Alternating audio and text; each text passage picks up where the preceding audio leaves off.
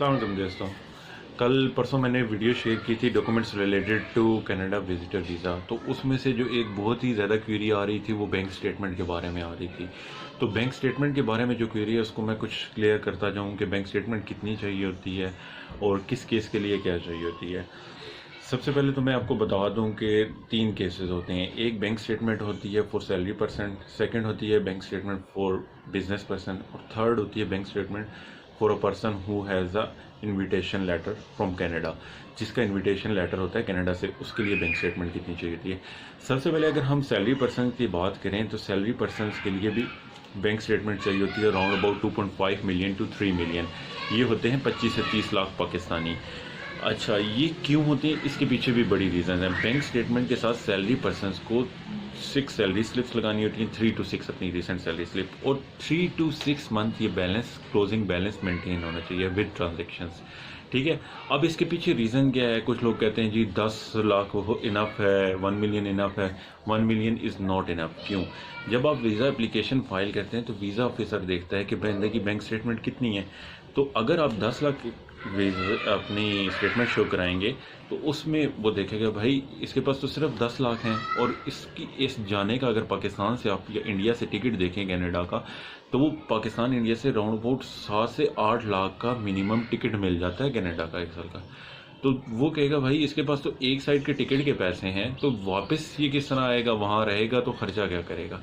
तो ये basic reason है। लॉजिक के साथ बात करनी चाहिए कि आपको कितने पैसे चाहिए होते हैं। तो इसलिए आपको मिनिमम 25 to 30 लाख रुपीस चाहिए होते हैं।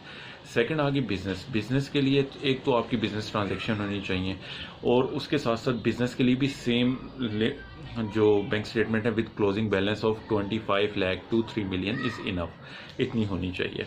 क्योंकि इसके लिए भी फॉर 1 पर्सन, ये मैं एक पर्सन की बात कर रहा हूँ।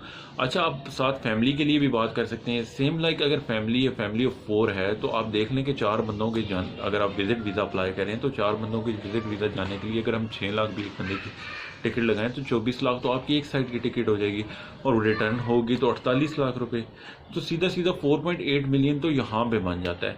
तो आपने जस्टिफाई करना होता है वीज़ा ऑफिसर को कि आपके पास इतने पैसे हैं कि आप यहाँ से जा सकते हैं, आ सकते हैं, और वहाँ अपने एक्सपेंसेस बेयर कर सकते हैं। तीसरा केस आ जाता है इनविटेशन लेटर का। अच्छा, अगर आपको इनविटेशन लेटर कोई भेज रहा है, आपका दोस्त या फैमिली मेम्बर कोई वहाँ से, और वो उसमें मेंशन करता है कि इसकी रिहाइश के इसके सारे एक्सपेंसेस मैं बेयर करूँगा, तो उसमें बैंक स्टेटमेंट 1.5 से 2 मिलियन तक मैटर करती है। अगर उसमें भी अगर वो सिर्फ ये कहता है कि वहाँ रहने के सारे खर्चे और वहाँ के घूमने के सारे खर्चे वो करेगा, तो आपको आने जाने के लिए तो फिर भी पैसे चाहिए होंगे। तो 1.5 to 2 मिलियन फिर भी आपको बैंक स्टेटमेंट चाहिए होती है उधर के लिए। ठीक हो गया।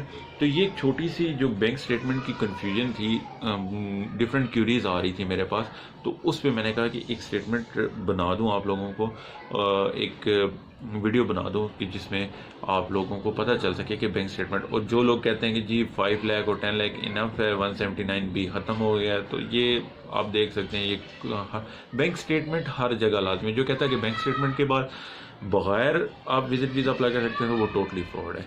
तो एक छोटी सी इन्फॉर्मेशन थी जो आप लोगों के साथ शेयर की। Thank you so much. अल्लाह हाफिज़। वीडियो पसंद आई हो तो लाइक कीजिएगा, शेयर कीजिएगा दोस्तों के साथ। Thank you.